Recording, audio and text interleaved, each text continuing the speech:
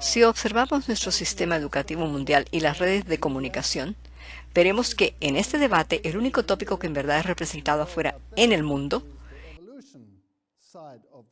es el lado de la evolución, y el otro lado, el lado de la creación, es pasado por alto. Así que vamos a formular algunas preguntas. Les diré un poquito acerca de mi educación. Yo fui un evolucionista, un profesor de zoología, y me convertí en creacionista basado en la evidencia que hay en el mundo. Permítanme decirles que no estoy aquí para empujar a nadie a cambiar su punto de vista, sino solamente para formular algunas preguntas. Y eso es todo lo que intentamos hacer.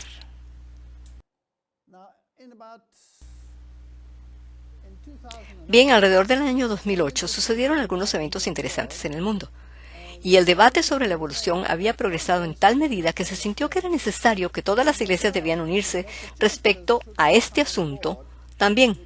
Así que ellos comenzaron con lo que se conoce como el proyecto de cartas del clero, en el que invitaron a los clérigos a que por escrito e inclusive desde sus púlpitos apoyaran el tema de la evolución. Primero comenzaron con un día de la evolución, progresando luego con un fin de semana de la evolución. Y ellos pensaban que podían juntar algunas firmas, pero antes que pudieran parpadear ya tenían 11.730 firmas. Estos son clérigos y teólogos quienes afirman que la evolución es el único método que tiene sentido y que el público necesita ser informado que el paradigma bíblico, si se contempla, necesita ser tomado como una alegoría, las cuales incluían un número de firmas de rabís. El documento dice a la letra así: nosotros, quienes firmamos al final de este documento, clérigos cristianos de diferentes tradiciones, creemos que las verdades eternas de la Biblia y los descubrimientos modernos de la ciencia pueden coexistir cómodamente. Creemos que la teoría de la evolución es una verdad científica fundamental, la cual ha soportado riguroso escrutinio y sobre ella descansa mucho del conocimiento y de los logros humanos. No veo de dónde sacaron esta idea, pero continuemos. Negar esta verdad o tratarla como una teoría más, entre otras, constituye abrazar deliberadamente la ignorancia científica y transmitir tal ignorancia a nuestros hijos. Así que aquí nos encontramos en el correr del tiempo.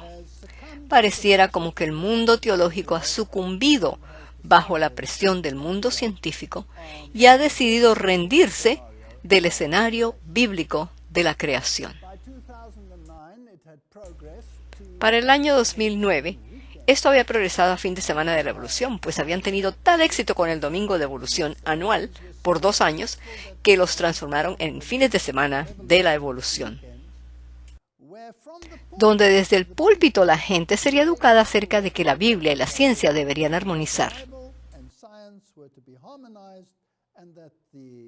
y que el recuento bíblico de la creación no debe ser visto como literal, sino más bien incorporado dentro de un paradigma teístico evolucionario, o visto en su totalidad como un relato alegórico.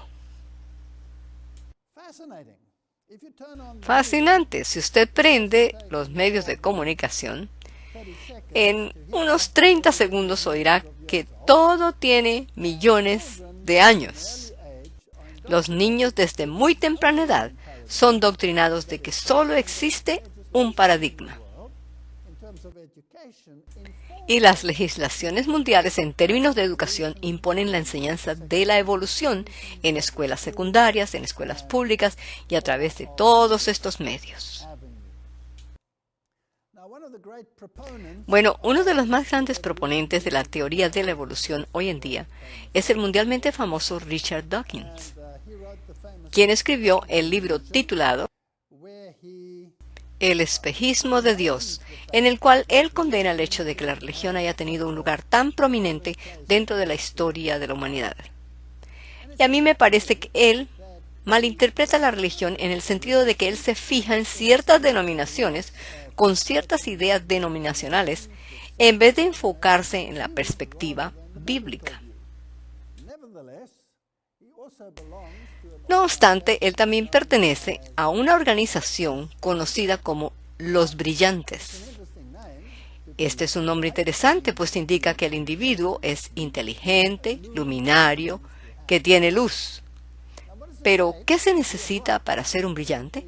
Si vamos a la página de internet de ellos, encontramos que un brillante es alguien que cree que no hay Dios. Así que pareciera entonces que uno necesita ser tremendamente inteligente para llegar a la conclusión de que no hay Dios. Y es muy interesante que los constituyentes de los brillantes son altamente diversos. Aparte de aquellos que se identifican a sí mismos como ateos, humanistas, humanistas seculares, pensadores libres, racionalistas, naturalistas, agnósticos, escépticos, lo que sea.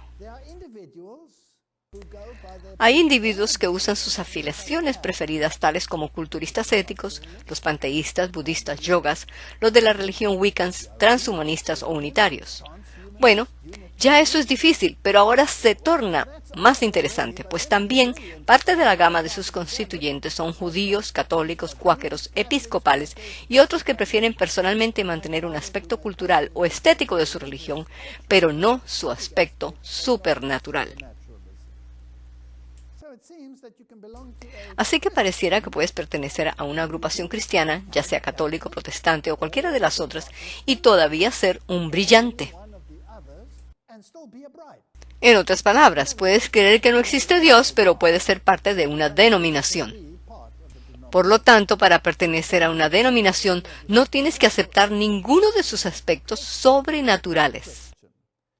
Eres un cristiano cultural. ¿Te gusta la cultura del cristianismo? Ahora, esto es muy interesante, así que puedes ser un cristiano brillante y no creer en Dios. Aún más, en el país del cual vengo, hubo un debate masivo porque algunos teólogos y predicadores, los cuales no creían en Dios, estaban predicando desde sus púlpitos. La gente estaba disgustada y trataron de hacer algo al respecto. Pero es el derecho humano de ellos el mantener sus creencias. Algunos de estos individuos siguen empleados por las iglesias, pero no creen en Dios. Estamos viviendo en tiempos muy interesantes. Bien, cuando comenzaron con los fines de semana de la evolución, también decidieron hacerlos bastante públicos y pusieron avisos en los autobuses de Londres con los cuales proclamaban: probablemente no hay Dios, así que deja de preocuparte y goza de la vida. Originalmente querían poner no hay Dios, pero pensaron que tal vez esto fuese muy ofensivo para algunos. Así que decidieron en que era mejor poner probablemente no hay Dios, lo que es en sí mismo un nombre equivocado. Y también pusieron otros avisos que decían: en el principio el hombre creó a Dios, así que probablemente no hay Dios. Aquí estamos entonces donde nos encontramos en el correr del tiempo. ¿Por qué hemos llegado a este punto? ¿Por qué tanta duda tan obvia con respecto a los asuntos de la Biblia? En Génesis 1:31 leemos: y vio Dios lo que había hecho, y aquí que era bueno en gran manera, y fue la tarde y la mañana del sexto día. Así que, de acuerdo con las Escrituras, Dios creó todo en 6 días. Y todo era bueno. Y por supuesto, si miramos a este mundo hoy, no hay nada bueno en gran manera. Hay grandes problemas en este planeta. En Génesis 1:26 al 28 leemos: entonces dijo Dios: hagamos el hombre a nuestra imagen, conforme a nuestra semejanza, y señoree en los peces del mar, en las aves de los cielos, en las bestias, en toda la tierra, y en todo animal que se arrastra sobre la tierra. Y creó Dios al hombre a su imagen. A imagen de Dios lo creó. Varón y hembra los creó. Aquí ya vemos una temática controversial, pues tenemos una declaración definitiva de su propósito. En otras palabras, no evolucionando de un material orgánico inferior a algo superior, sino a la imagen de Dios. Y además, varón y hembra los creó. Una distinción que hoy por hoy está siendo atacada tremendamente. Versículo 28. Y los bendijo Dios y les dijo, fructificad y multiplicaos, llenad la tierra y sojuzgadla, y señoread en los peces del mar, en las aves de los cielos, y en todas las bestias que se mueven sobre la tierra. Así que aquí vemos un relato de cuando el hombre le es dado el control y es puesto en dominio. En otras palabras, es un minicosmos en el que el hombre es quien está al control y él era a la imagen de Dios. En Isaías 43:7 dice, para la gloria mía los he creado, los formé y los hice. Y cuando estudiamos este tema de su gloria, descubrimos que la gloria de Dios es su carácter, o sea, que los creó para su gloria en su imagen, en su carácter. ¿Y qué es ese carácter del que se habla aquí? ¿Qué es esta imagen? ¿Y por qué era buena en gran manera? O lo opuesto, ¿por qué aún no sigue siendo buena en gran manera? En Génesis 1:29 al 31 continúa diciendo, y dijo Dios, he aquí que os he dado toda planta que da semilla, que está sobre toda la tierra, y todo árbol en el que hay fruto y que da semilla, os serán para comer.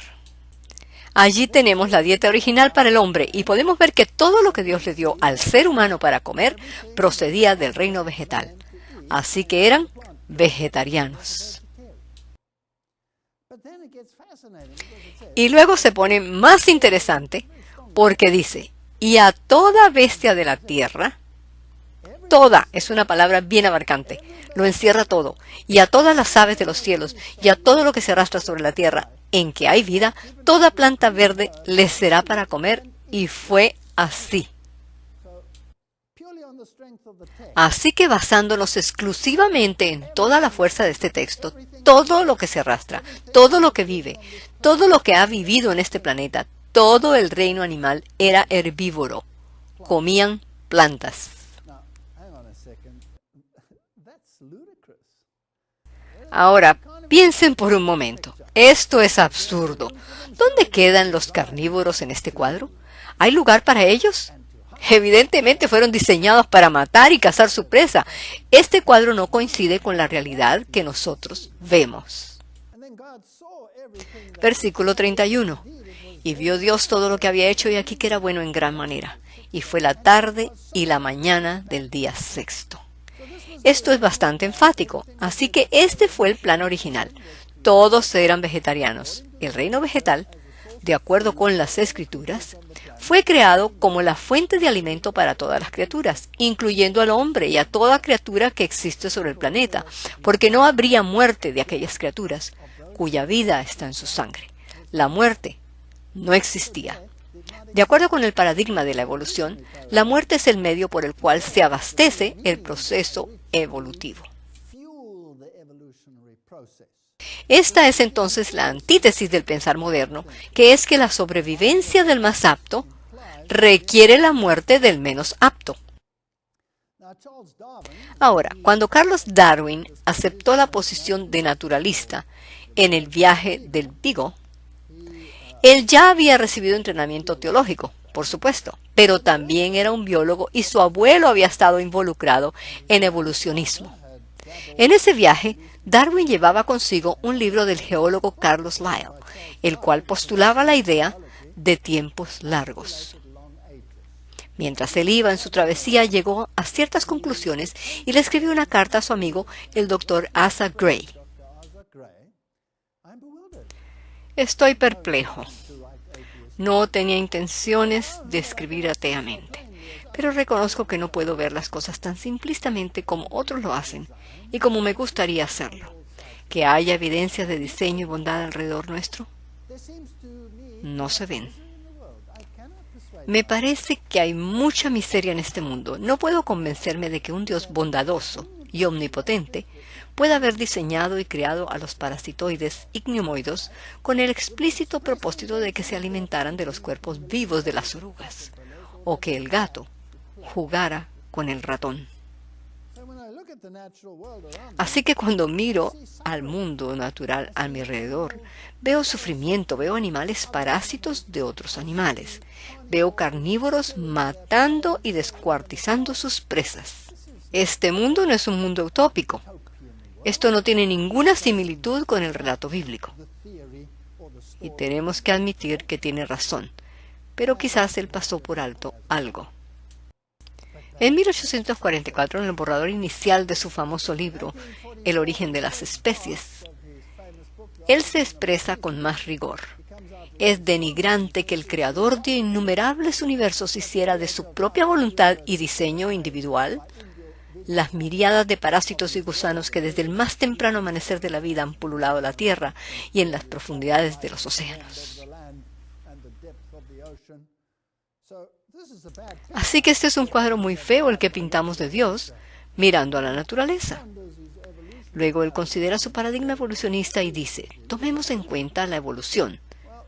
Y entonces dejamos de quedar atónitos cuando vemos que un grupo de animales fueran transformados para poner sus huevos en los intestinos y en la piel de seres frágiles, que aún otros animales vivan y se deleiten en la crueldad, que animales sean guiados por instintos falsos, que anualmente hay un desperdicio incalculable de polen, huevos y de criaturas que no llegan a la madurez. Entonces, viéndolo desde la perspectiva de la evolución, así sí tiene sentido. Las dos perspectivas no coinciden y Darwin vio eso. Esta es la misma base o la semilla de la teoría de la evolución. Pero quizás se le pasó algo por alto. Veamos las escrituras de nuevo, y las escrituras nos dicen claramente que de aquel comienzo perfecto algo cambió rápidamente. Así que tenemos que ver eso. Génesis 3, 9 al 14. Mas Jehová Dios llamó al hombre y le dijo, ¿dónde estás tú? Y él respondió, oí tu voz en el huerto y tuve miedo. Aquí hay algo nuevo, miedo, porque estaba desnudo y me escondí. Y Dios le dijo, ¿quién te enseñó que estabas desnudo? ¿Has comido del árbol que yo te mandé que no comieses? Versículo 12. Y el hombre respondió, la mujer que me diste por compañera, es su culpa. Ella ha creado este problema. Ella me dio del árbol y yo comí. Entonces Jehová Dios dijo a la mujer, ¿qué es lo que has hecho? Y dijo la mujer, la serpiente me engañó y comí. Y Jehová Dios dijo a la serpiente, por cuanto esto hiciste, maldita serás entre todas las bestias y entre todos los animales del campo. Sobre tu pecho andarás y polvo comerás todos los días de tu vida. Así que aquí sucede algo extraño. La serpiente recibe una maldición, no los ofensores, sino la serpiente. Ahora vemos claramente que la serpiente fue solo el medio usado por otra entidad conocida como Satanás para atraerles su atención y engañarlos. Y como un punto de referencia o un indicador para las generaciones futuras, una maldición es puesta sobre la serpiente. Ahora debía arrastrarse sobre su barriga. Se puede entonces asumir que antes de esto la serpiente no se arrastraba sobre su barriga. Ahora bien, si observamos en el mundo de los reptiles, hay lagartos y reptiles que carecen de patas y hay otros que tienen patas bastante reducidas. Las serpientes generalmente no tienen patas, pero algunas de ellas presentan patas rudimentarias. Y algunas forman patas en la etapa embrionaria que no alcanzan a desarrollarse. Así que algo obviamente cambió. Ahora bien, si hay patas, algunas formadas perfectamente aunque sean rudimentarias, esto significa que tienen los genes para patas, ¿sí o no? Obviamente tienen los genes, de otra manera no tendrían la estructura. Entonces, ¿por qué son rudimentarias? ¿Les tomó millones de años de evolución? ¿Esto es progreso o regresión? ¿Es esto un paso hacia atrás o un paso hacia adelante? Y así podemos ver que nada nuevo ha sido agregado, solo que algo se ha perdido o algo se ha desactivado. Si observamos otras estructuras que los evolucionistas sostienen que se formaron en millones de años, como por ejemplo la estructura para matar las glándulas venenosas y los dientes asociados con ellas. Las glándulas venenosas no son más que glándulas salivares transformadas. Si hay unas glándulas que producen enzimas, que son proteínas, bien, no causarían ningún problema si cayeran en el estómago porque la proteína se puede digerir. Pero esa proteína, si es canalizada en la corriente sanguínea, estimularía una tremenda reacción, una respuesta inmunológica. Así que esto no es algo que fue agregado, no es un nuevo invento, es solo la transformación de algo que ya existía. Lo mismo se aplica a las arañas y la telaraña que tejen. Algunas arañas sobreviven de polen, al menos durante algún tiempo de su existencia. Y las glándulas venenosas, otra vez, son estructuras transformadas. No son estructuras nuevas agregadas, son estructuras digestivas. Génesis 3:17. Y al hombre dijo, por cuanto obedeciste a la voz de tu mujer. Y no sé si aquí hay una lección para nosotros los hombres de la cual deberíamos tomar nota. Y comiste del árbol de que te mandé, diciendo, no comerás de él, maldita será la tierra por tu causa. Aquí otra vez, la primera maldición fue puesta para la serpiente como un recordativo. La segunda maldición no es puesta sobre Adán y Eva, sino sobre la tierra y para beneficio de ellos.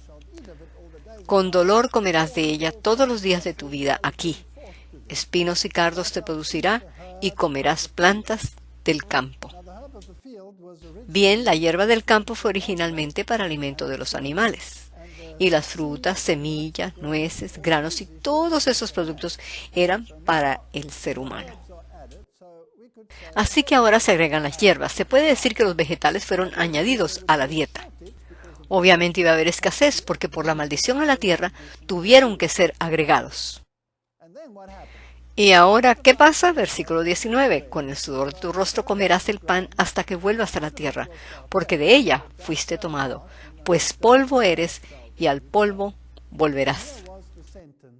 Ahora aquí está la sentencia de muerte. Te llegaría con demora, pero sería implantada con el paso del tiempo a través del envejecimiento, pues polvo eres y al polvo volverás. Así que la tierra es maldita. ¿Qué significa esto? Obviamente significa que no produciría lo que producía antes. Lo que antes producía sin esfuerzo, ahora se produciría con labor y sudor. ¿Y cómo es esto para su beneficio? Bueno, si yo mirara el mundo hoy y todo estuviera a la perfección, la lluvia cayendo a su tiempo y las cosechas abundantes como las queremos, y los vientos soplaran a tiempo para la polinización, todos estaríamos contentos y felices y entonces nadie necesitaría a Dios. Pero permitamos que lleguen las sequías, que soplen los vientos marchitantes y que las cosechas se deterioren, entonces todos se volverán a Dios. Así que todo esto es un recordativo de que Dios no debería ser olvidado. Pues si olvidas la fuente de la vida, entonces tendrías que desistir de la vida. Así que esta maldición es un recordativo de que aún dependemos de un poder superior para subsistir sobre esta tierra. Entonces también las estructuras cambiarían, porque dice, espinos y cardos te producirá.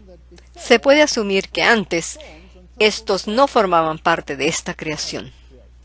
Ellos iban a ser intrusos molestos en el proceso del cultivo de la tierra que ahora Adán tenía que labrar. ¿Y qué son las espinas? ¿Son estas estructuras nuevas? No, no hay ningún material genético nuevo aquí.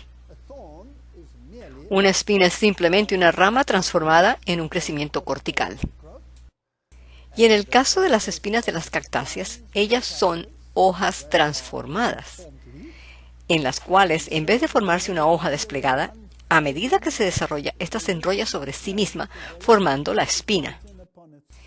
Es una expresión diferente del mismo gen, y en vez de desarrollar un tallo normal, este se aplana y se desarrolla como una hoja, como una medida de conservación de agua.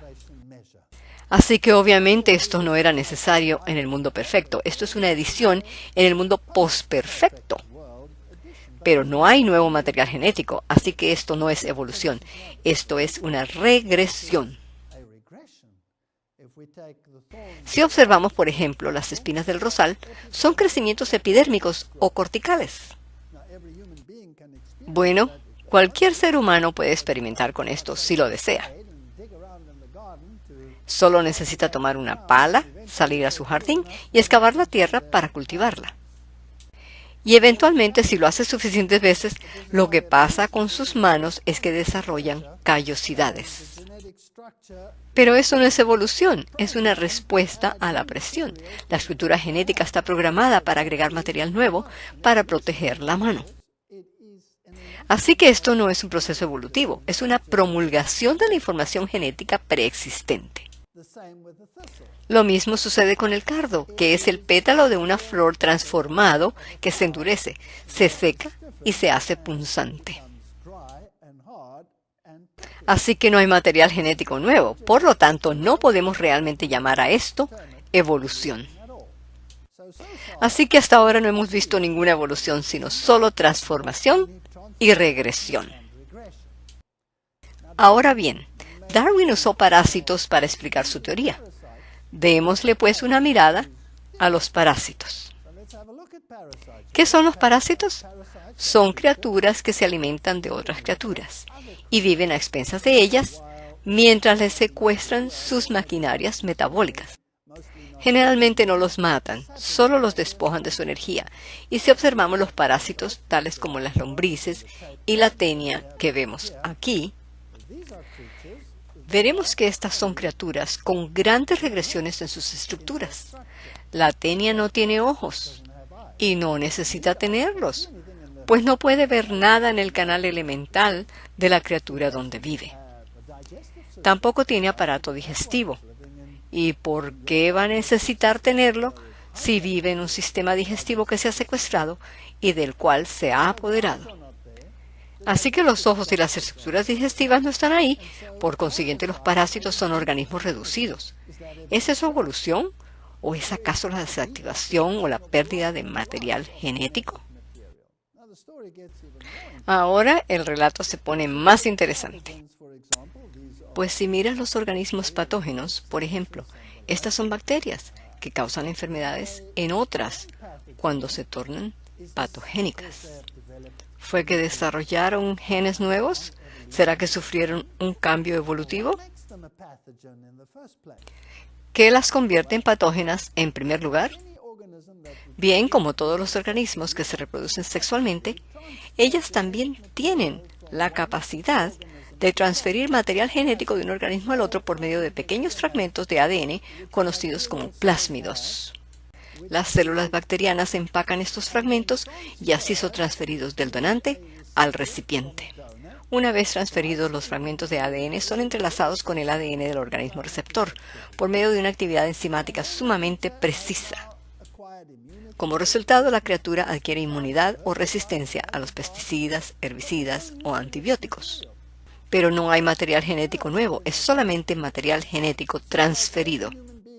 Igualmente sucede con cada ser humano que vemos en este planeta. Se ven un poco diferente que sus ancestros porque el material genético ha sido reenvasado por un proceso muy exacto. Así que no hay material nuevo, y toda esta inmunidad adquirida no representa nuevo material evolutivo, sino organismos que han sido reconfigurados. Ahora, ¿cómo resulta esto posible? Hay una nueva ciencia que está sacudiendo al mundo. Es la ciencia de la epigenética. La epigenética es una ciencia fascinante porque la gente llegó a la conclusión que no solo es el material genético en bruto el que es transferido de una generación a la otra, sino que inclusive enfermedades pueden ser transferidas de una generación a la otra, las cuales no estaban incorporadas dentro de la maquinaria del material genético. Los patrones de comportamiento y los patrones mentales también pueden ser transferidos, y la razón por la que esto sucede es que los genes están marcados. Ellos se encuentran enrollados alrededor de proteínas llamadas histonas, y entonces pueden ser marcados para activación o desactivación por medio de la mutilación de los genes. De modo que un gen que se encuentra enrollado fuertemente alrededor de estas histonas no va a estar activo y no va a ser leído. Así que digamos que este gen que está enrollado fuertemente alrededor de esta histona es un gen que funciona en el desarrollo de las piernas. Si está fuertemente enrollado, no va a dar la información necesaria para que se desarrollen esas piernas. Si está parcialmente enrollado, puede ser que esté parcialmente activo y se desarrollarán piernas rudimentarias. Si está totalmente abierto, entonces podrá ser leído y actuará normalmente. De manera que esta nueva ciencia es absolutamente fascinante, porque muestra que puedes tener cambios rápidos de estructura o en apariencia en una generación. Los científicos dirían que llevaría millones de años para desarrollarse esto, pero simplemente con este proceso lo puedes obtener en una generación. Así que no es evolución, y siendo que puedes transferir hasta trazas de carácter, hace que esto sea aún más fascinante porque generalmente cuando toma lugar la reproducción, la mayoría de los genes regresan a su punto de partida o estado original, pero algunos no. Así que los hábitos alimenticios, por ejemplo, pueden ser transferidos de una generación a otra. La disposición nerviosa puede ser transferida de una generación a otra. La manera como actúan tus hormonas, el que seas agresivo o calmado, pueden ser transferidos de una generación a otra. Esto es algo nuevo, el cual nadie había sospechado nunca antes. Si cambias rigurosamente tus hábitos de aquellos de tus predecesores, puedes en realidad parar el marcaje genético y cambiar la situación. Pero todavía puede tomar unas cuantas generaciones para quitarlos del mapa genético. ¿No es interesante que la Biblia diga que las trazas de carácter se pasan hasta la tercera y cuarta generación? Solo un punto interesante. ¿Es esto algo que posiblemente pueda explicarlo? Hay creciente evidencia de que las modificaciones epigenéticas son transgeneracionales.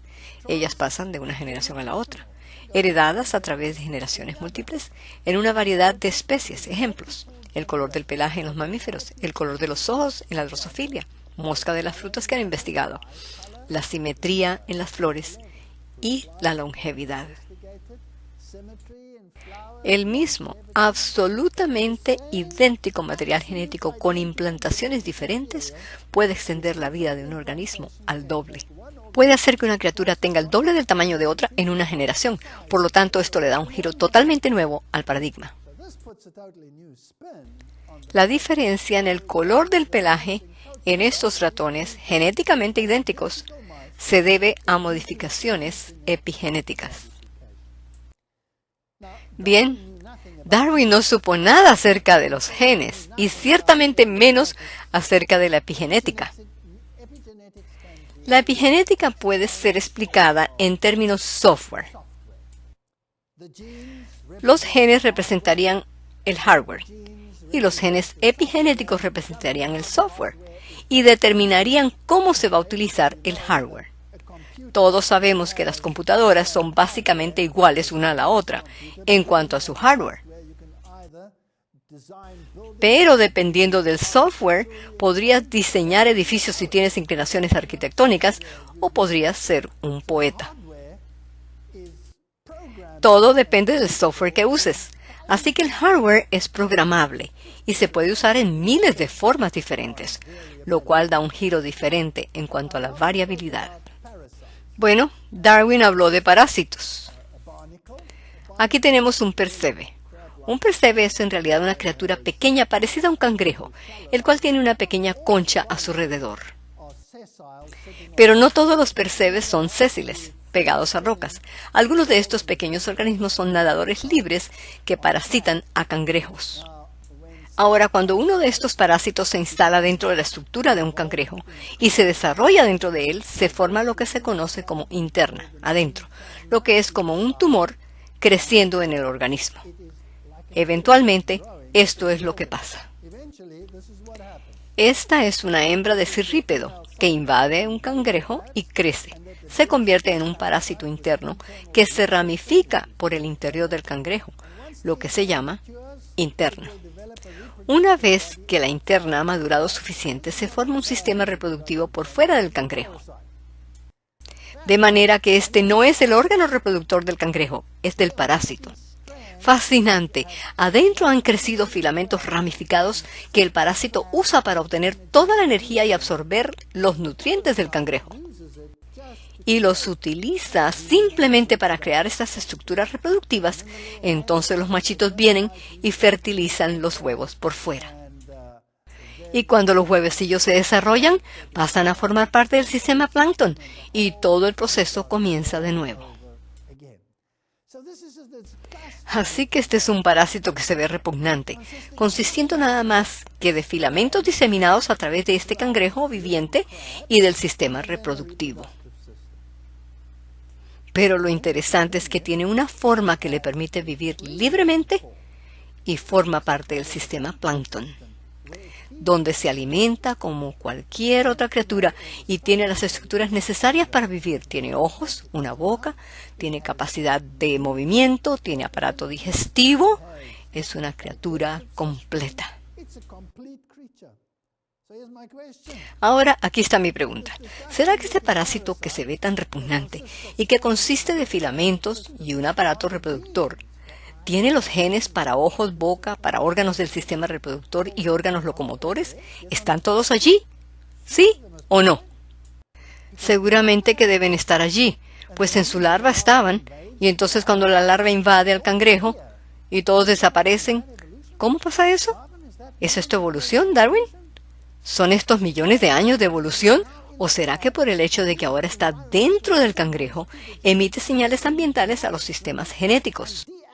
Los marca y desactiva genes al enrollarlos alrededor de las proteínas histonas, inactivando así todas las estructuras que normalmente constituyen un organismo vivo, los cuales entonces desaparecen y lo que queda es ese organismo filamentoso. Con un sistema reproductor, es todo lo que necesita. Es todo lo que necesita. ¿Es esto evolución? No. Es la desactivación de patrones genéticos. ¿Y por qué fue esto necesario? Pues si tenemos un mundo que ha llegado a ser lo que es hoy, cambiado de lo que era en su estado original, perfecto a imperfecto, si las fuentes de alimentación desaparecen, los animales tienen dos opciones: se extinguen o cambian su fuente alimenticia, y el parasitismo es solo una de esas posibilidades. Mas eso no significa que esos organismos fueron diseñados para ser parásitos, cuando todo era bueno en gran manera. Ellos son el recordativo de lo que el mundo ha pasado a ser debido a la situación descrita en el libro de Génesis. Así que veamos otras criaturas que son parásitos. El mosquito. El mosquito es un chupasangre, el cual puede extraer sangre con el aparato que tiene, el cual es similar a un mini taladro, la probóscide. Él puede taladrar orificios en la piel y succionar la sangre. Fortuitamente tiene enzimas que previenen la coagulación de la sangre. Obviamente, si la sangre se coagulara en este diminuto tubito, esto llegaría a ser una experiencia de succión muy complicada. Tendría un aparato obstruido. De manera que estos químicos previenen la coagulación de la sangre. Seguramente que esto debió haber tomado millones de años en formarse, ¿verdad? Bueno, lo interesante es que es la hembra la única que succiona sangre, y no el macho. Y él tiene la misma estructura y la misma composición química en su estructura. ¿Pero para qué la usa? Él la usa para chupar jugo de las plantas. Obviamente eso le es suficiente para satisfacer sus necesidades, así que él no necesita chupar sangre. Pero si el jugo de las plantas no le proporcionara a él o a la hembra los nutrientes necesarios para la producción de sus huevos y toda la energía necesaria para esos procesos, un aumento de la dieta con líquido rico en nutrientes sería muy ventajoso. Así que entonces cambiaron, pero si el abastecimiento alimenticio hubiese sido abundante como era originalmente, no habrían tenido necesidad de cambiar y ellos no se habrían convertido en parásitos. Y el animal ni se habría convertido en una peste y no tendríamos enfermedades transmitidas por ellos. Y pudo haber sido muy bueno, pero lo que tenemos aquí Es un paradigma alterado. Esto se aplica, por supuesto, a todas las criaturas que infringen dolor y sufrimiento al inyectar en sus víctimas toda clase de químicos en sus presas. Si observamos las avispas, las abejas y todas estas criaturas, ¿no es un desarrollo evolutivo el que tengan ponzoñas, el que sean capaces de matar animales para utilizarlos para cualquier propósito? Bueno, la respuesta es, todas estas estructuras no son más que depósitos de huevos transformados. De manera que estas estructuras fueron originalmente diseñadas para poner huevos, y hay glándulas asociadas con estas estructuras que eran para producir los nutrientes que formarían un huevo. Estos nutrientes son proteínas, y si estas proteínas fueran inyectadas, causarían reacciones severas. Todos saben que uno puede comer las glándulas venenosas de una serpiente y no le causarían ningún daño, porque simplemente la proteína sería digerida. Pero si se inyectase esa proteína directamente en la corriente sanguínea, esto sería una historia totalmente diferente, tendría una reacción tremenda. Ahora, la ponzoña de la abeja es diseñada con un aguijón que queda atrapado en el tejido mamífero, así que no es un mecanismo muy bueno. ¿Fue esto originalmente diseñado para matar, para infligir dolor o tenía otra función? Al observar las abejas, por ejemplo, vemos que son bastante fascinantes, pues ellas viven en colonias, compuestas de muchas trabajadoras estériles y una entidad reproductiva que se llama la reina, la cual produce todos los huevecillos para la colonia. Algo interesante es que si la reina llegase a morir, entonces algunas de las abejas obreras podrían cambiar su dieta y consumir jalea real. La realidad es que al hacer esto, ellas comienzan a cambiar y a convertirse en reinas. Así que mi pregunta es, ¿tienen las abejitas obreras todos los genes necesarios para ser reinas? Obviamente sí. Si no fuera así, no podrían cambiar de obreras a reinas. Ahora, ¿cuál fue el marcador que hace la diferencia? Una dieta diferente. Otra pregunta, ¿puede la dieta que uno consume tener efectos dramáticos en la anatomía? ¿Sí o no? Obviamente. Pues toda la anatomía de la abejita obrera cambia y se convierte en una reina gordita que pone huevos. Así que lo que comes puede activar ciertos marcadores y cambiar condiciones de la misma manera que los marcadores ambientales pueden cambiar un organismo. Esta es una estructura compleja, que es tan intrincada, que necesita tal precisión que sugiere diseño.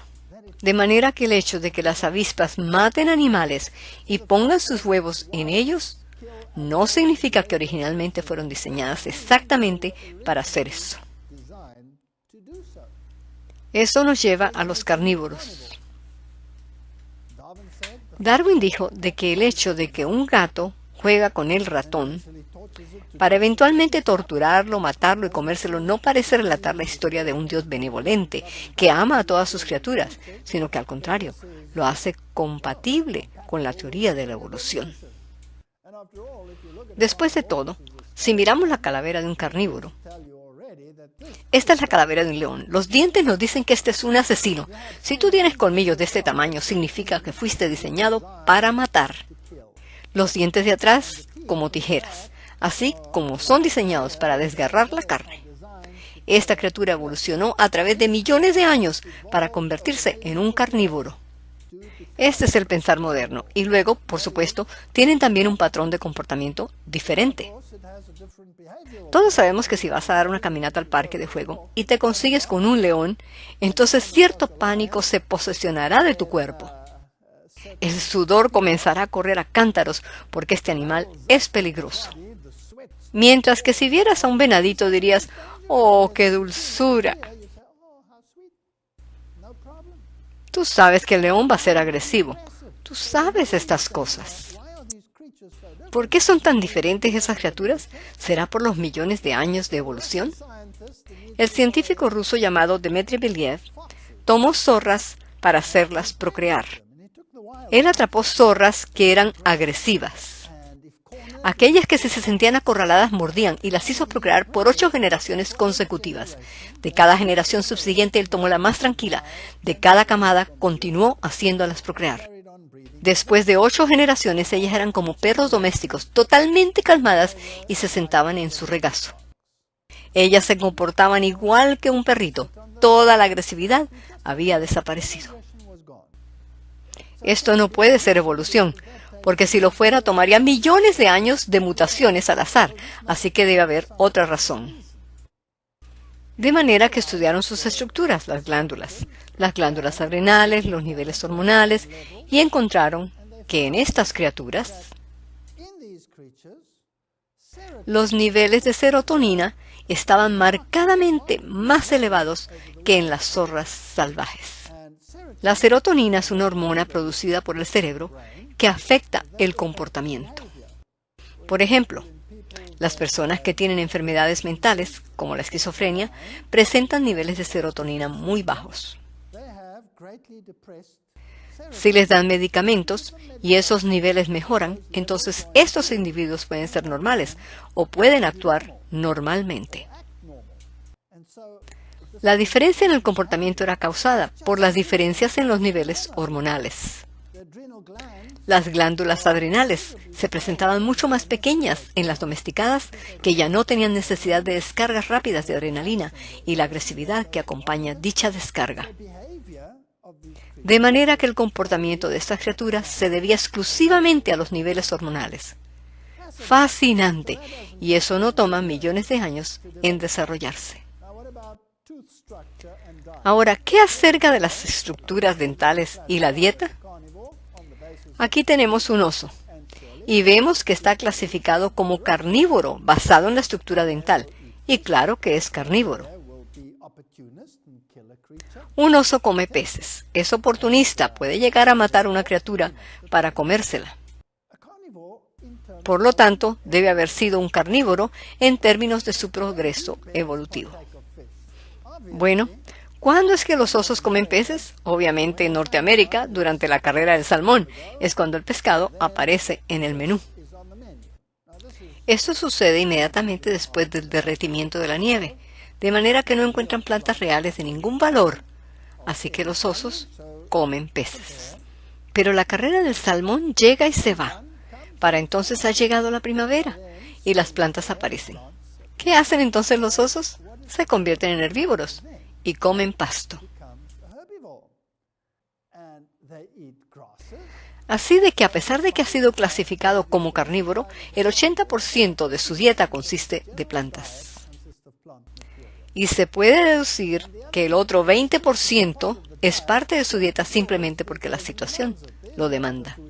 No hay otro alimento para consumir, así que comes o no comes. Por supuesto que su disposición malhumorada y todo lo que ésta conlleva consigo se debe a sus hormonas. Ahora, observemos el oso panda, que no vive bajo las condiciones que tenemos en Norteamérica. Pues él vive en el trópico, donde las plantas son accesibles todo el tiempo. Así que el oso panda no tiene que recurrir a esos extremos. Entonces, ¿qué come el oso panda? Bambú. Esa es su dieta. Por tanto, aunque el oso panda está clasificado como carnívoro, basado en sus dientes, tiene una dieta que consiste en bambú. Me pregunto, ¿dictaminan los dientes necesariamente el hecho de que esta criatura tiene que ser un carnívoro? Obviamente no, porque dentro del grupo hay una gran variedad. Estando en el zoológico de Sydney, Australia, me interesé mucho al ver esta placa. Dice así: los pandas rojos están clasificados como carnívoros, que comen carne, pero la mayor parte de su dieta se compone de bambú. Así que la estructura dental no significa que tienes que ser un carnívoro. El oso koala no es un oso, pero sin embargo se le conoce como oso. Come solo eucalipto y pareciera que le va muy bien, pues la mayoría de su vida se la pasa durmiendo. Estas criaturas cariñosas pueden dormir la mayoría del día y todo lo que necesitan para subsistir son hojas de eucalipto. Por lo tanto, la dieta de una criatura y su estructura dental no necesariamente determinan que tienen que ser lo uno o lo otro. En Job 12, 7 y 8 hay unos versículos que dicen lo siguiente. Y en efecto, pregunta ahora a las bestias y ellas te lo enseñarán, a las aves de los cielos y ellas te lo mostrarán. O habla a la tierra y ella te enseñará. Los peces del mar te lo declararán también. Estos versículos me parecen bastante fascinantes, así que fui a las bestias y fui a las aves y a los peces y les dije, con su permiso, ¿podrían ustedes explicarme las circunstancias? Y claro que no pueden usar su voz para decirme lo que la situación es, pero yo puedo estudiar su biología y su anatomía y quizás ellos puedan decirme algo. Como por ejemplo este pez. Aquí está su riñón y toda la estructura interna que le rodea. Tiene todos los órganos internos igual que otras criaturas. En el riñón hay una estructura que se llama el glomérulo. Es una estructura fascinante. Los mamíferos tienen riñones con sus corpúsculos de Malpighi y glomérulos, estructuras que sirven como sistemas de ultrafiltración. La sangre entra por este vaso, el cual se divide en capilares. Lo que significa que cuando la sangre entra por un vaso sanguíneo grande, luego se distribuye a otros más pequeños, es como cuando le pones un doblez a una manguera y cuando le entra el agua, ¿qué notas? ¿Qué hace la manguera? Se infla. Y si es ligeramente porosa, comenzará a gotear. Lo mismo pasa en el glomérulo. El agua gotea y el suministro sanguíneo fluye por la arteriola eferente, que es más pequeña. Así que hay una presión constantemente en la estructura, y esta estructura está constantemente ultrafiltrando líquido y lo desecha en forma de orina. Ahora, el problema es que se supone que los peces evolucionaron en el mar, y en el mar el agua es concentrada porque hay sal en el agua. La concentración en el agua del mar es 2/3 más alta que dentro del pez. La concentración del agua en el mar es más o menos 1000 milimoles y la concentración del agua dentro del pez es más o menos 350 milimoles. Por lo tanto, el pez tiene 1/3 de la concentración de la sal del agua en el mar. ¿Cuál es la consecuencia? El pez está constantemente perdiendo agua por medio de osmosis, lo que quiere decir que el pez está deshidratándose. La forma de hidratarse sería tomar agua, pero está tomando agua marina, así que necesita desalinizadores. En sus agallas hay desalinizadores que sacan la sal del agua. Pero si sus riñones tuvieran que producir esta vasta cantidad de líquido y la perdieran, los peces no sobrevivirían en el mar. Aquí hay un problema, pues el riñón de los peces del mar tiene estructuras con las cuales no puede sobrevivir. Entonces, ¿qué hacen?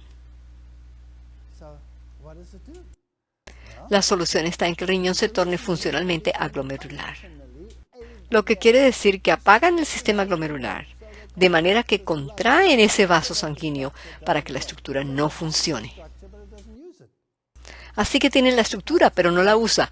Ahora, si el pez nada corriente arriba, como lo hace con el salmón, que nada del mar hacia los ríos, la situación se invierte. Ahora el pez está en agua dulce y él es más salado que el agua dulce, así que el agua entra en el pez por medio de ósmosis. Y por lo tanto tiene que desechar esa agua, pero sin la estructura el pez reventaría en agua dulce. En este caso entonces necesitaría la estructura. Pregunta, si el pez evolucionó en el mar como la ciencia evolucionista presupone, ¿para qué desarrolló una estructura la cual no puede usar al menos que esté en agua dulce? ¿O cuál es la probabilidad de que el mar no siempre fue salado? ¿Es esta una posibilidad? ¿Habremos tenido cambios en el sistema? Así que al preguntarle al pez si es posible que las condiciones fueran diferentes en el pasado, los glomérulos del pez me dicen que sí. Ellas eran diferentes. Y si lees el paradigma bíblico, verás que las estructuras y las condiciones ambientales cambiaron debido a las calamidades que fueron introducidas, de las cuales habla la Biblia. tales como el diluvio universal. Ahora, como punto de interés, si observamos el riñón de un mamífero, vemos que esta estructura aquí, el glomérulo, es altamente compleja con su capacidad de concentrar orina, su corpúsculo de Malpighi, el asa de Henle, sus muchos sistemas enzimáticos que hacen que un lado sea permeable, a la vez que el otro lado es impermeable, sus compuertas enzimáticas y tanto más.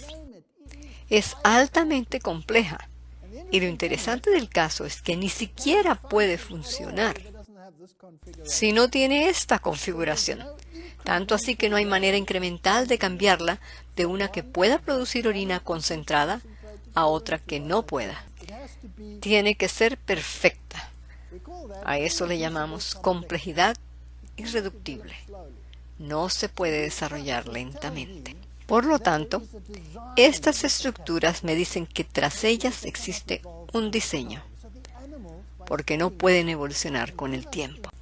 Así que los animales, al estudiarlos, nos pueden dar información que puede cambiar nuestro paradigma. Ahora, si le pregunto a este león, con permiso, ¿fue usted de casualidad vegetariano en alguna etapa? Entonces muchos científicos en el mundo dirían que me volví loco.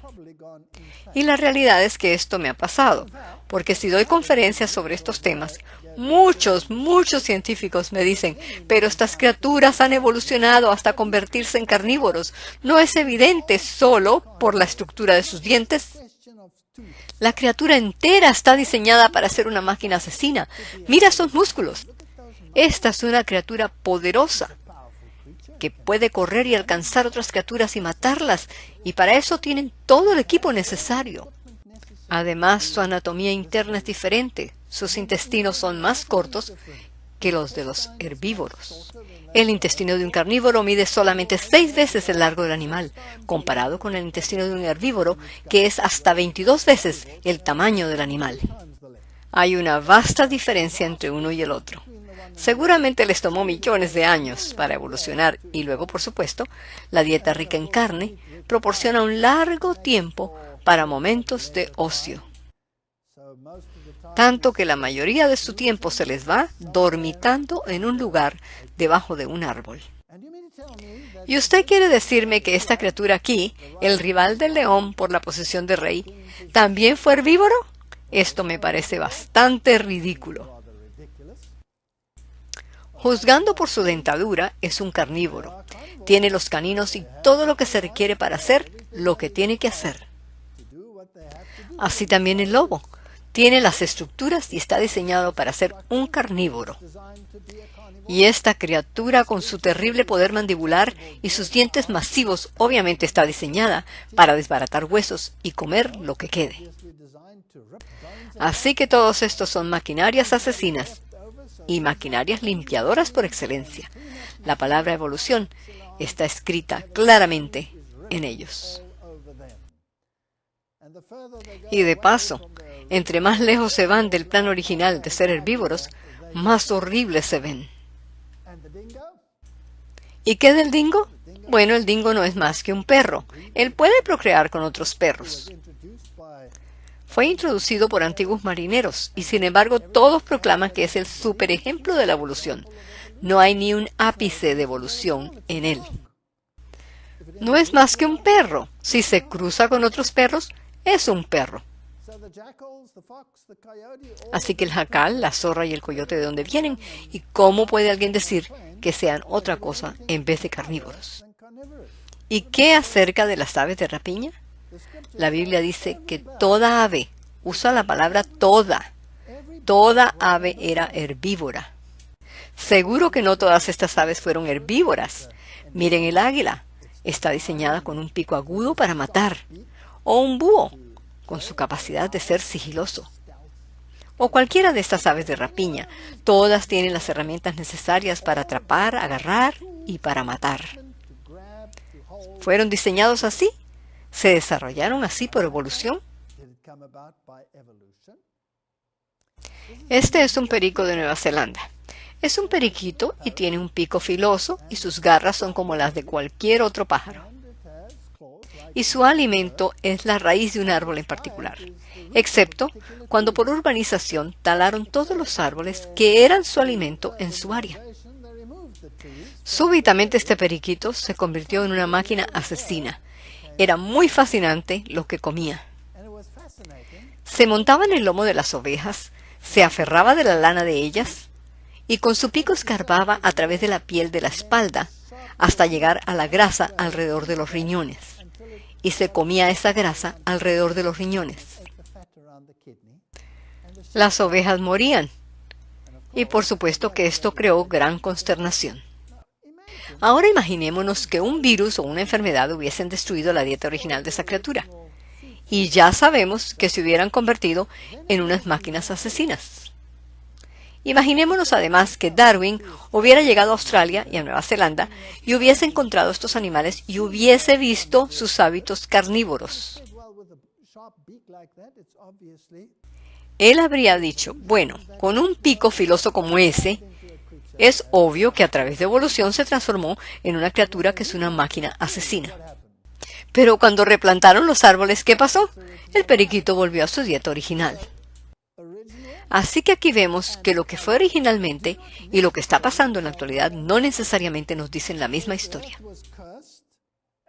Si la tierra fue maldita y la mayoría del alimento vegetal desapareció, las criaturas tuvieron que comer otra cosa. Al observar el registro paleontológico, encontraremos que en la paleontología hay una variedad de plantas mucho más vasta que las que tenemos hoy. Así que eso nos indica que en el pasado existieron fuentes alimenticias que ahora no existen, lo que significa que los animales que vivían de ellas o cambiaron su dieta o desaparecieron. Un perico es ciertamente capaz de arrancarte tu dedo con ese pico y su mordedura es poderosa.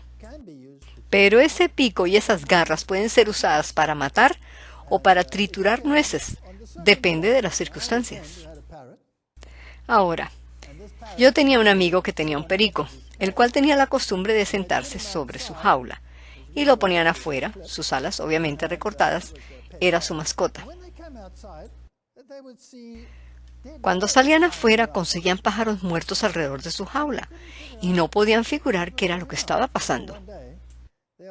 Hasta que un día decidieron observarlo por un periodo largo de tiempo para ver qué era lo que estaba haciendo. Obviamente estaba aburrido, así que agarró el hábito de tomar las semillas y regarlas alrededor de la jaula y luego se agazapaba a esperar a los otros pájaros que llegaran a comerse las semillas. Y cuando estaban ahí los mataba. Esto era un juego para él. Vemos entonces que él tiene la capacidad de matar. Pero eso no significa que fue diseñado para ser un asesino. Aún más, los animales fueron creados para ser dominados por el hombre y para el deleite del hombre, y si tuvieran la dieta correcta, serían lo que deberían ser. Veamos también la piraña. Ella es una carnívora feroz, pero su familiar cercano, el pacu, que dicho sea de paso, se pueden cruzar entre ellos, es totalmente vegetariano, así que no significa necesariamente que fuiste diseñado para hacer lo que haces hoy. Si observamos las ardillas, sabemos que su dieta consiste de semillas. Pero si se les agotaran las fuentes alimenticias en el bosque, hasta carroña comerían. Esa no es su dieta original. Ese cambio en su dieta sería el resultado de los cambios ambientales.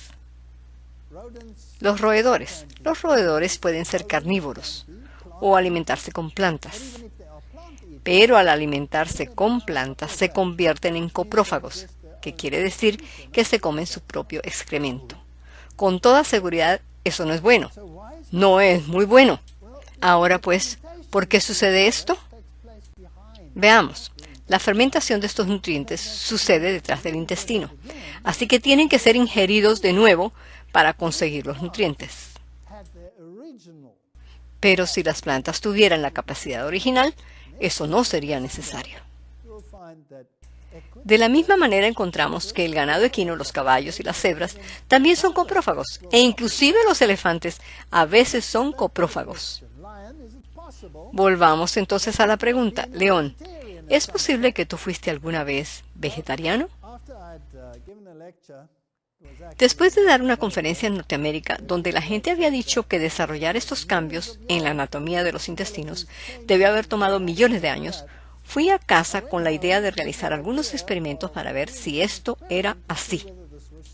En ese tiempo yo tenía un estudiante que estaba usando pollos para investigar la resistencia de antibióticos. Ahora, debo admitir que un pollo no es un león, pero el principio es el mismo.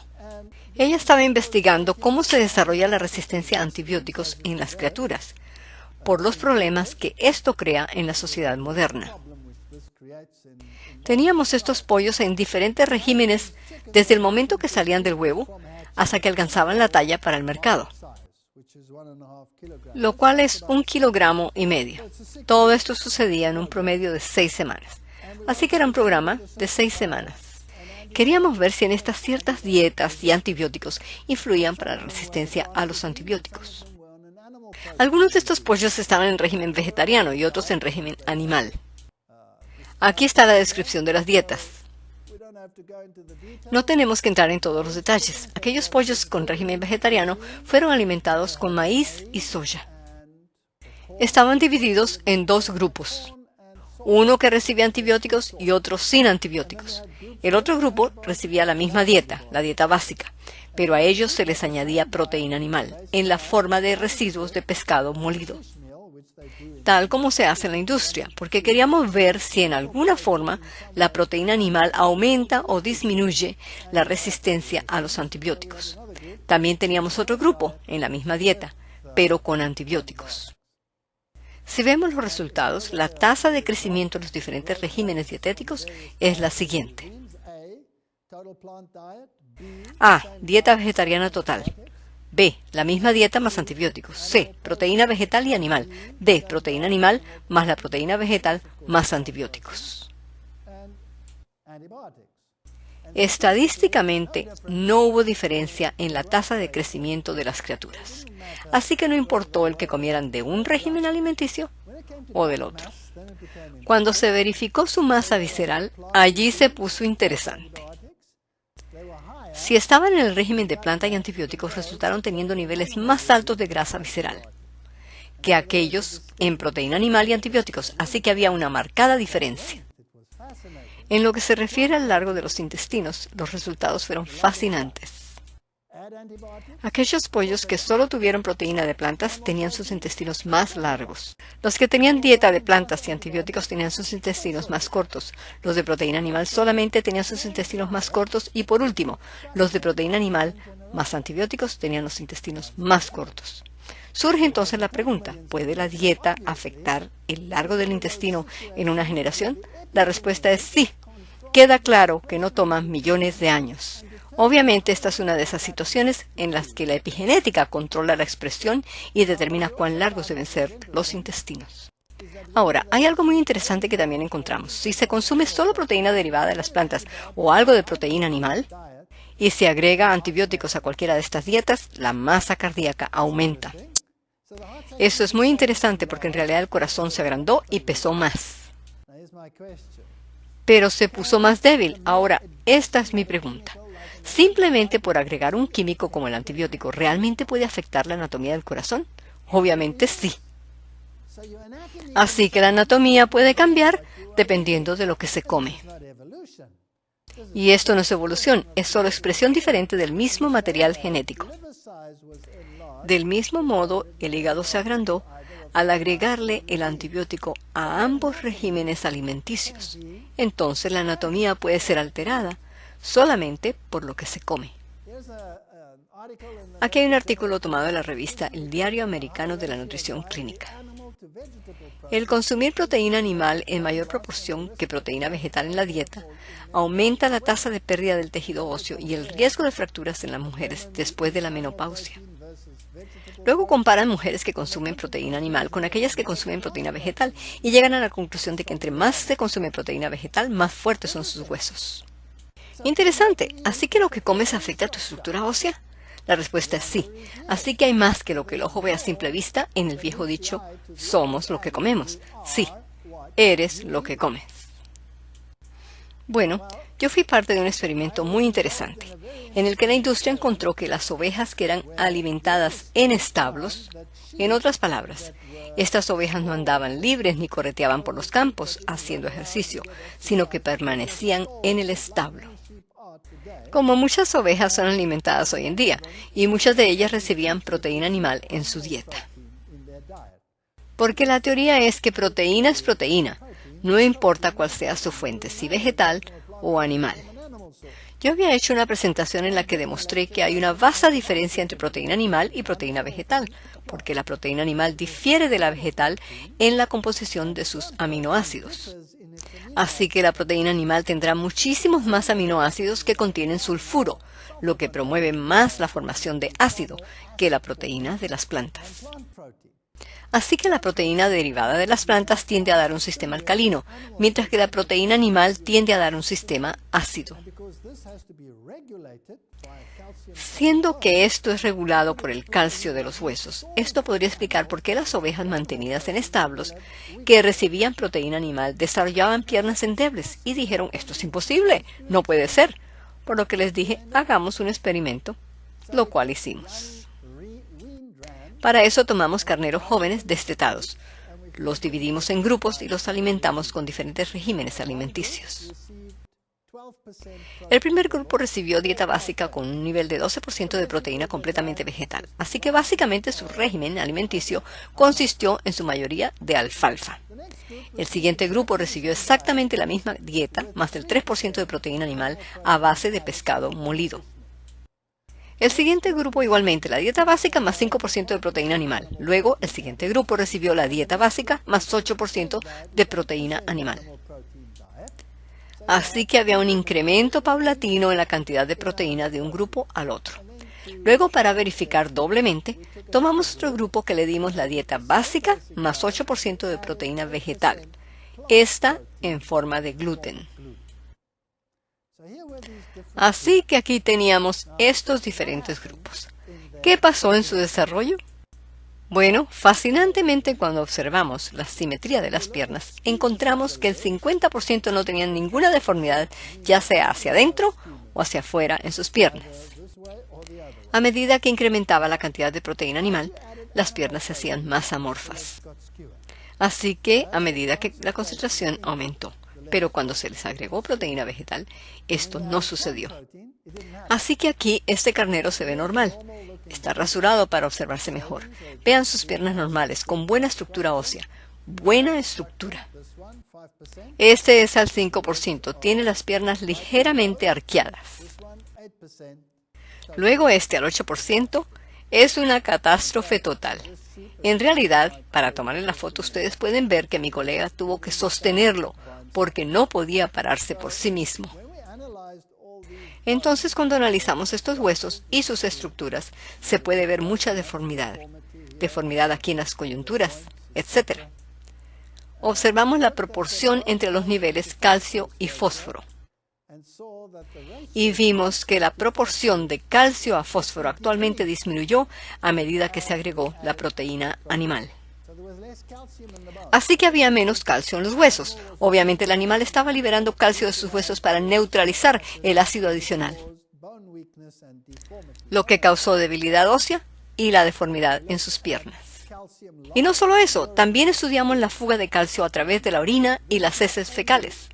Esto muestra solamente el grupo con el consumo de proteína más alto, 20% de proteína, con un 8% de ella siendo proteína animal.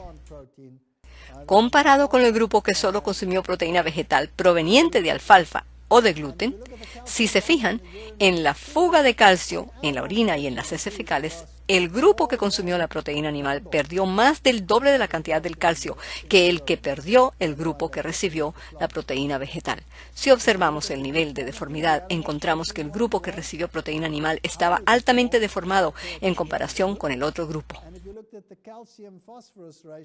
Si observamos la proporción entre los niveles de calcio y fósforo, vemos que hay una deficiencia masiva.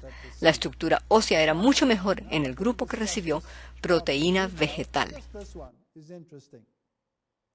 Ahora yo no voy a discutir toda esta gráfica con todo detalle, solo esta porción es interesante. Nosotros queríamos comparar manzanas con manzanas y peras con peras, por eso quisimos observar un periodo de crecimiento específico. Eso se puede hacer dándole al animal una inyección de tetraciclina, la cual marca el hueso y se puede ver bajo una luz fluorescente.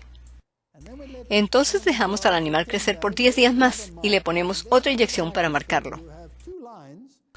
Luego, bajo el microscopio, vemos dos marcas con exactamente 10 días de crecimiento entre ellas, porque estos eran animales en crecimiento. Este es el experimento de doble nivel con tetraciclina. Luego observamos la anatomía del hueso. Esto se hace usando una fórmula matemática para ver si el hueso se ha desarrollado bien con un buen entemado óseo y con características histológicas normales o si es débil o deforme.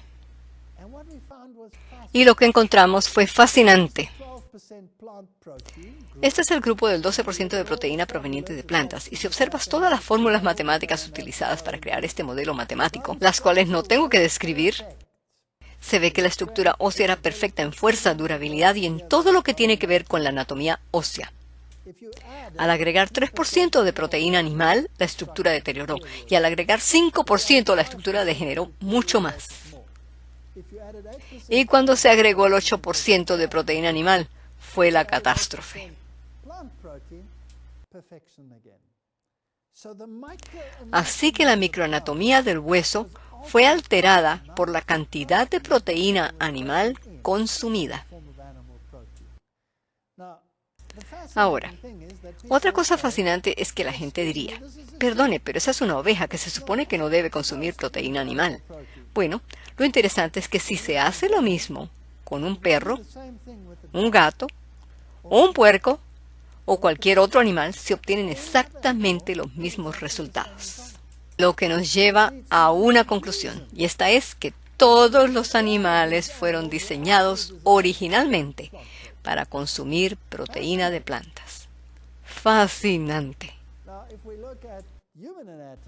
Ahora, si observamos la anatomía humana, nos han dicho que somos intermedios, o sea, que somos diseñados para ser omnívoros. Aquí hay otra criatura. Si a este mono en particular le pedimos que abra la boca, nos mostrará que tiene un grupo de caninos que enorgullecerían a un león, y aún así es totalmente vegetariano. Así que de nuevo vemos que la estructura dental no determina la dieta. También aún, el largo del tracto intestinal del ser humano es determinado por la dieta que consume.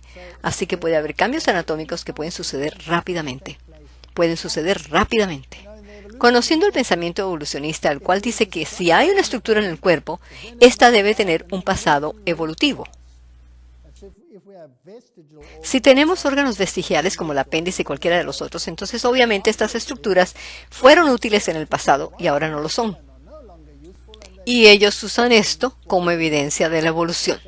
Así que las estructuras como las amígdalas, las estructuras del ojo que aparentemente no son necesarias, el apéndice y todos los otros, a estos se les llama órganos vestigiales.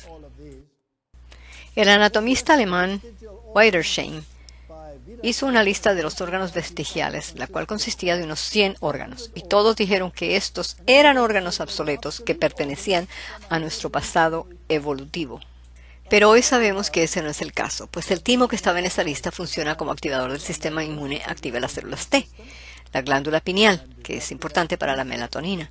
La glándula tiroides, que estaba en esa lista, produce la tiroxina. La glándula pituitaria, la cual ha llegado a ser la glándula endocrina por excelencia. Los dobleces semilunares en los párpados que limpian y lubrican el ojo. O la apéndice, que es absolutamente esencial en determinar si la bacteria es amigable o no en el mundo de las bacterias durante el desarrollo temprano de la inmunidad. Según él, todos estos órganos eran vestigiales, pero no lo son.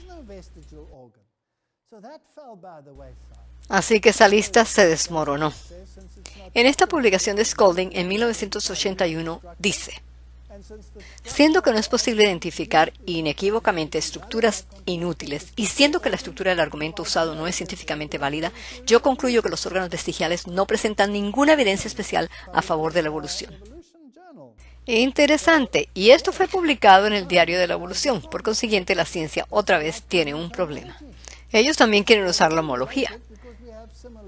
Ellos dicen que todos somos relacionados porque tenemos estructuras similares en las piernas y en los brazos. De paso, el ser humano tiene la mano más primitiva, pues es pentadáctilo, con 5 dedos.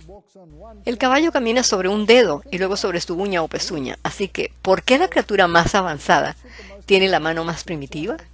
Y etcétera. Interesantemente, esa homología nos dice, de acuerdo con la evolución, que todo está relacionado.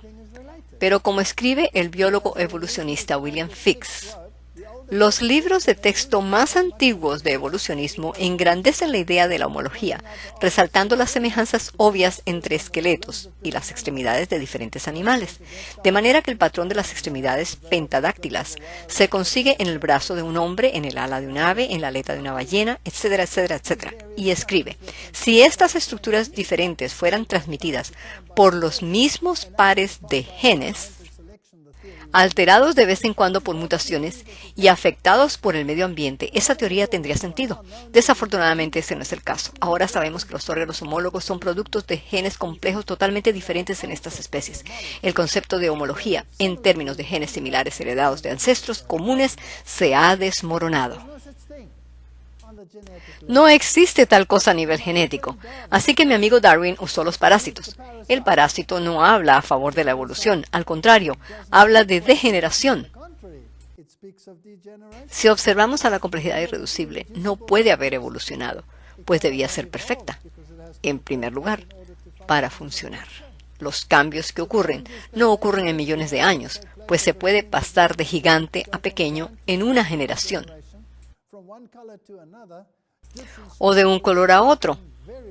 Diferentes estructuras desarrollándose rápidamente por medio de mecanismos epigenéticos. Por consiguiente, si observo el mundo hoy, me puedo poner los lentes de Darwin. Y al observar todas las criaturas puedo decir, oh no, yo no veo bondad en todas partes, veo muerte y destrucción en los parásitos. Por lo tanto, si la evolución es correcta, nada sirve. Pero puedo observar la naturaleza y ver la belleza y la simetría en las flores, y puedo observar su gran variedad y colores, y puedo llegar a la conclusión de que no hay necesidad de que haya belleza y simetría para que haya reproducción. ¿Tienes que ser bello para poder reproducirte? ¿Le importa a un perro como el sabueso afgano, con su pelaje largo y rubio, cómo se ve la perra que consigue en la calle con la cual quiere reproducirse? ¿Le importa? Es una acción hormonal. No tiene que ser bella ni hermosa. Entonces, ¿por qué o para qué necesitamos belleza? ¿Para qué? ¿Por qué las aves despliegan estos hermosos colores? Estas son características sexuales secundarias. ¿Está el macho atrayendo la atención de la hembra hacia sí mismo? ¿O hay otra razón por la cual son tan bellos? Si miras el ibis sagrado, es un pájaro precioso de hermosos colores. Pero su familiar, el ibis calvo, no es nada bello, y la diferencia entre ellos son familiares bien cercanos, difieren en su hábitat y en su dieta. Los cambios epigenéticos suceden rápidamente, no se toman millones de años. Ellos pueden cruzarse entre ellos. Y su prole es mitad bella y mitad fea. Por consiguiente, esto no se tomó millones de años en desarrollarse. O si vemos esta belleza de aves con sus colores tan diferentes y con actitudes tan variadas, ¿no es esto para agradar la vista del observador? Si vemos lo delicado de alguna de estas criaturas y sus hábitos, desde los más dulces y delicados hasta los más bruscos y bullosos. La variedad es el sabor de la vida y sugiere diseño. ¿Y no se supone que debemos interactuar y relacionarnos con estas criaturas? Si miran estas flores y la belleza que despliegan, o quizás estas, o lo mágico de la puesta del sol, son estas conjeturas razonables de que hay un diseñador involucrado tras toda esta belleza. Isaías 65:17. Porque he aquí que yo crearé nuevos cielos y nueva tierra, y de lo primero no habrá memoria, ni vendrá más al pensamiento. Así que el Antiguo Testamento dice que esto que vemos ahora, lo cual Darwin vio, será transformado de regreso a lo que fue, y luego el dolor y el sufrimiento terminará. Porque las criaturas no fueron sometidas por su propia voluntad a esto, sino que como consecuencia de las acciones de otros. En el Nuevo Testamento, en 2 de Pedro 3:13, dice: pero nosotros esperamos, según sus promesas, cielos nuevos y tierra nueva, en los cuales mora la justicia. Lo que significa que el carácter de Dios será restaurado. Así que esta es la esperanza en las Escrituras, ya sea en el Antiguo o en el Nuevo Testamento. Romanos 8:19 al 22, porque el anhelo ardiente de la creación es el guardar la manifestación de los hijos de Dios, porque la creación fue sujetada a vanidad, no por su propia voluntad, sino por causa del que la sujetó en esperanza. Porque la creación misma será libertada de la esclavitud de corrupción a la libertad gloriosa de los hijos de Dios. Porque sabemos que toda la creación gime a una, y a una está con dolores de parto hasta ahora. Me pregunto si Darwin vio este texto en su contexto correcto, porque él se estaba lamentando del hecho de que todas las cosas estaban sufriendo. Pero aquí se nos da la razón para ello, y los cambios no tienen que tomar millones de años. En Isaías 11:6 al 9 dice: morará el lobo con el cordero, y el leopardo con el cabrito se acostará. El becerro y el león y la bestia doméstica andarán juntos, y un niño los pastoreará. Yo puedo asumir, basado en este texto, que la agresividad en estas criaturas desaparecerá. Yo vengo de África, y si eres confrontado por un león o un elefante que se abalanza sobre ti, sabrás lo que significa tener miedo. Y aquí dice que un niño pequeñito los pastoreará, lo cual significa que la docilidad de estos regresará. Esto no tomará millones de años, solo poner los niveles hormonales donde deben estar y se producirá. Continuamos, versículo 7. La vaca y la osa pasarán sus crías, se echarán juntas, y el león, como el buey, comerá paja. Aquí dice que el león volverá a ser vegetariano. Y vemos que Darwin dice que el hecho de que el gato jugaba con el ratón es evidencia de la evolución. Hemos estudiado esta situación, sabiendo lo que sabemos ahora sobre la ciencia de la epigenética y sobre los cambios que pueden sucederse rápidamente. ¿Es posible que uno pueda imaginarse al león comiendo paja con el buey? Bien, hay numerosos ejemplos en África de leones que han sido criados vegetarianos. Y es fascinante que estos leones viven más tiempo que aquellos con la otra dieta. Y no sufren de las mismas enfermedades que sufren los otros. Hay una historia muy famosa de una persona que tenía un león macho de mascota, el cual dormía con él en su cama. Pero el león le causaba un problema olfatorio. Tenía un olor repugnante no solo en su piel, sino también con aquellos vapores que ocasionalmente se le escapaban. Eran bastante nauseabundos, así que el dueño decidió cambiarle la dieta al león y lo puso en una dieta vegetariana, y todos esos olores fétidos desaparecieron. Hay otra historia del león famoso que era vegetariano, que pasó a ser una estrella de televisión, hasta que le dieron carne y se murió. Y toda clase de historias interesantes. Vemos que sí pueden subsistir en una dieta vegetariana, ha sido comprobado. Isaías 11:8, y el niño de pecho jugará sobre la cueva del áspid, y el recién destetado extenderá su mano sobre la caverna de la víbora. Lo cual significa que la serpiente volverá a ser lo que había sido diseñada a ser originalmente. Isaías 11:9, no harán daño en todo mi santo monte, porque la tierra será llena del conocimiento de Jehová como las aguas cubren el mar. ¿Es esta una historia improbable? ¿O tiene posibilidad de ser? Eso es lo único que estoy preguntando. Si de acuerdo con la evidencia hay alguna posibilidad, entonces se nos debería permitir elegir basados en la información. Y esa elección debería ser: yo opto por creer lo que dice la Escritura, porque la evidencia no es contundente como se describe en ella. Deberíamos tener esa libertad de elección. Dios nos ha dado libre albedrío. Y este es el propósito de esta presentación, es darle a la gente una opción. Nosotros podemos elegir usar los lentes de Darwin, o podemos elegir ponernos los lentes de la fe. Y el elegir uno no es necesariamente superior a elegir lo otro.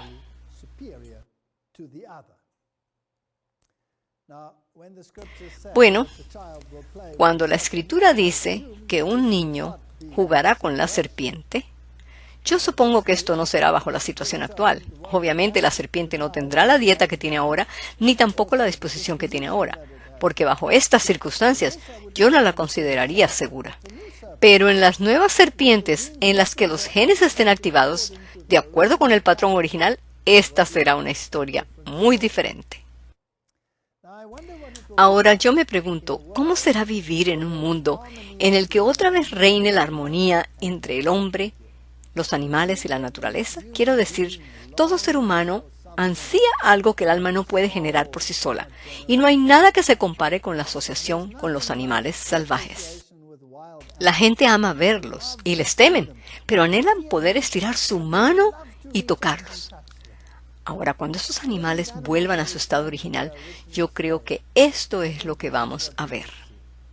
Este hombre tiene este león y le va a abrir la reja para tener una conversación con él. Veamos la dinámica entre ellos dos.